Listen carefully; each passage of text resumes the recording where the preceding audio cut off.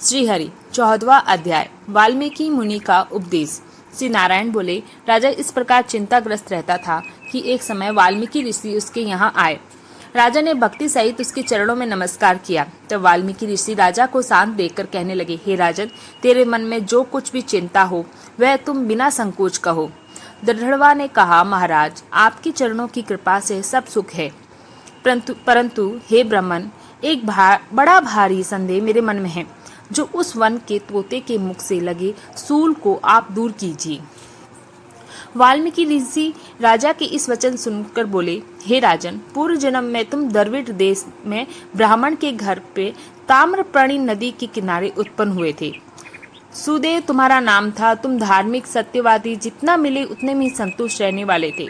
तुम्हारी स्त्री उत्तम गुणों वाली गौतम ऋषि की पुत्री गौतमी नाम से विख्यात थी। गृहस्थाश्रम के धर्म में चलते वाले सुदेव को कितना ही काल व्यतीत हो गया, परंतु उसकी संतति नहीं हुई।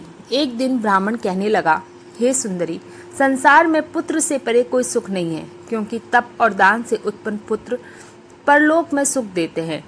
सुख वंश में उत्पन्न हुई संतति इस लोक में परलोक में सुख देती है। मैं कोई संतान प्राप्त न कर सका, मेरा जीना ही वृथा है, इसलिए मेरा मृत्यु शीघ्र ही हो जाए तो अच्छा है। अपने पति के वचनों को सुनकर उस सुंदरी के मन में अत्यंत दुख हुआ और बोली, हे प्राणेश्वर, ऐसा तुच्छ वाक्य मत कहो। तुम्हारे जैसे वैष्णव सूरवीर कभी निराश नहीं होते।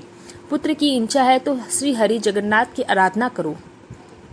यह ब्राह्मण श्रेष्ठ अपनी धर्मपत्नी के ऐसे वचन सुनकर निश्चय की तथा ताम्रपाणी नदी के किनारे चला गया। वहां जाकर पुण्य तिथि में स्नान कर महा भयंकर तप करने लगा। हे राजन, सुदेव का महा उग्र तप देखकर वेगवान गरुड़ पर चढ़कर भक्त वत्सल श्री भगवान प्रकट हुए। उन मुरारी के आनंदित मुख को देखकर बड़े हर्ष के साथ सुदेव ब्राह्मण ने भगवान श्री मुकुंद को साष्टांग नमस्कार किया।